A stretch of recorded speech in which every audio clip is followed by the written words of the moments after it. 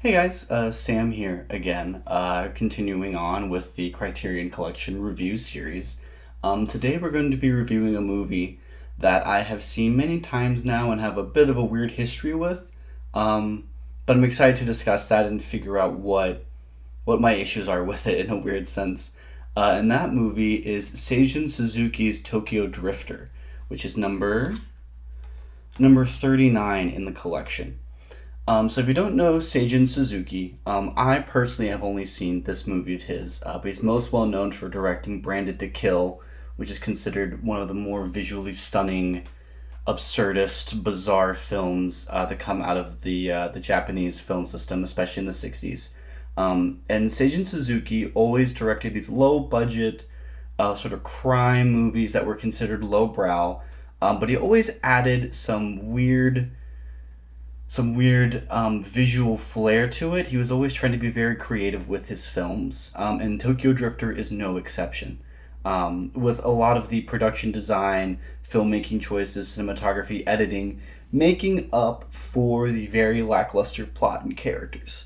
And I would try to give a plot synopsis, but I'll be honest, I've seen the movie 3 times and I still don't fully understand the plot.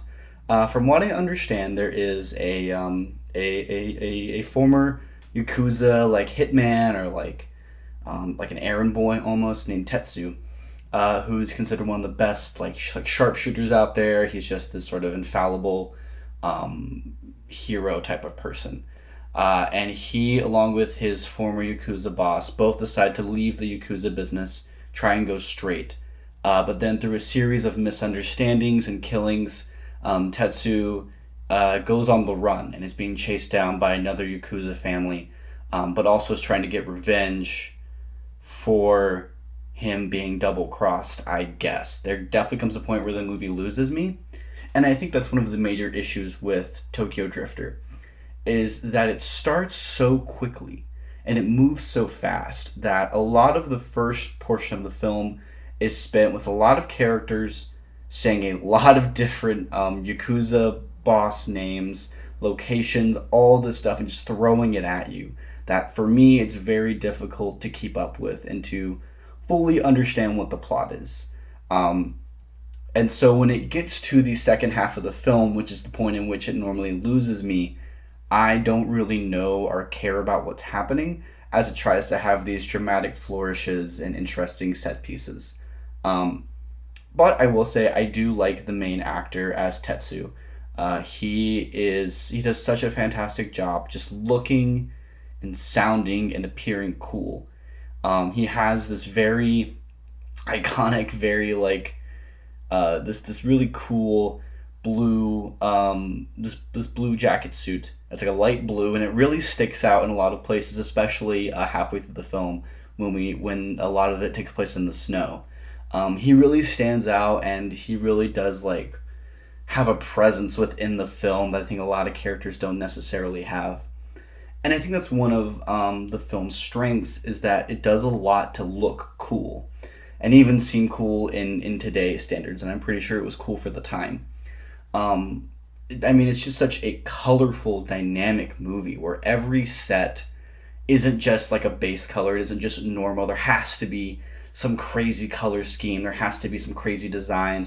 Something interesting has to be on screen at all times. So it can be not necessarily sensory overload, but you can never be bored in a weird sense.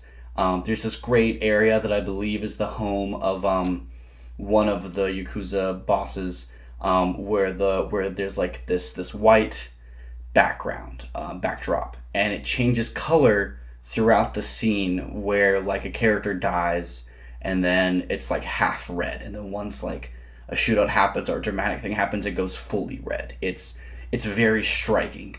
And it's just, everything is so dynamic and so beautiful and just really pops. It's the epitome of pop art. And it's just a gorgeous looking movie from that perspective. But I think there's also a lot of great set pieces. There's like the one where I guess it's like a rival Yakuza clan is trying to attack this hotel, while Tetsu just wanders around outside singing the theme song Tokyo Drifter, which the movie was designed to sell. there's this great, one of my favorite moments in the film is when he goes to this town and there's an old west bar that inexplicably has Americans in there that are speaking English, and they have an old west style bar fight.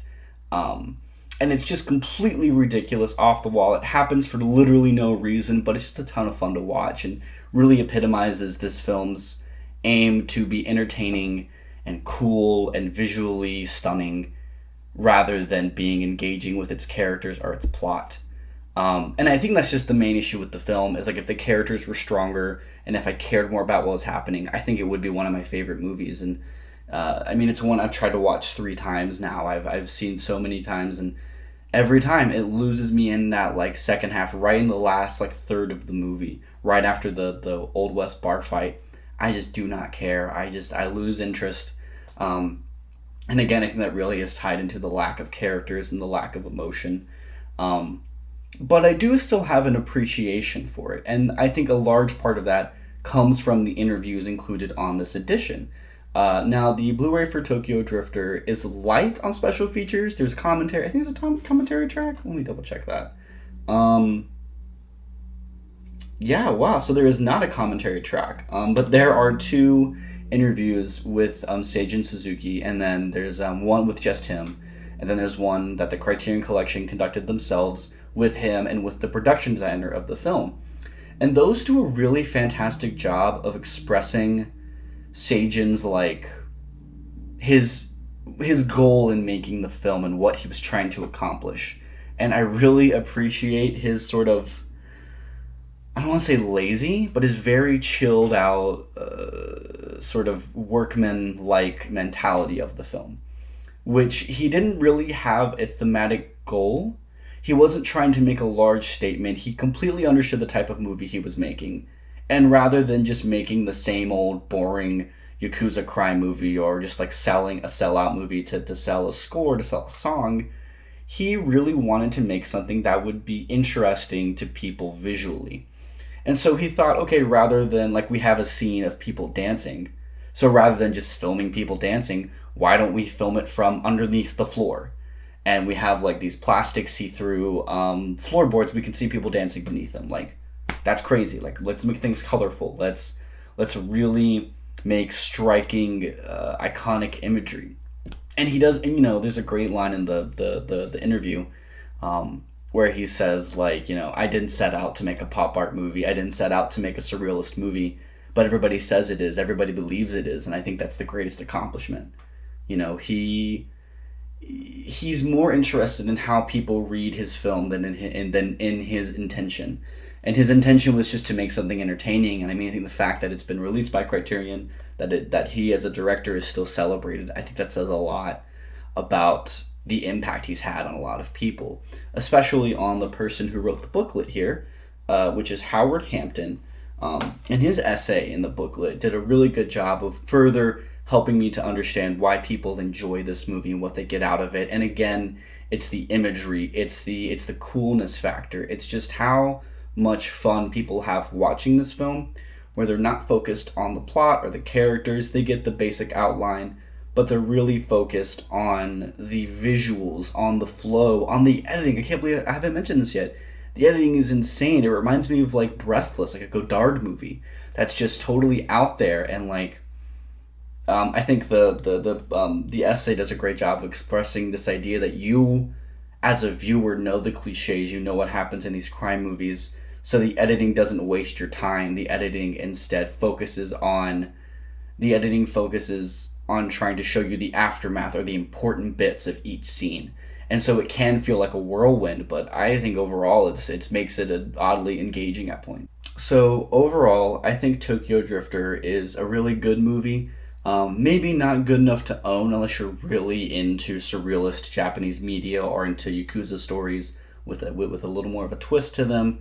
But I don't necessarily regret owning it. Again, the special features really heighten my enjoyment of it. And who knows, maybe I'll come back to it in a few years and finally appreciate it. But that's it for today's review. Next time we'll be looking at The Red Shoes from Michael Powell and Emmerich Pressburger. One of Martin Scorsese's favorite movies, and I'm personally really excited to talk about it because I haven't watched it since it came out. So Hope you all have a great day and take care.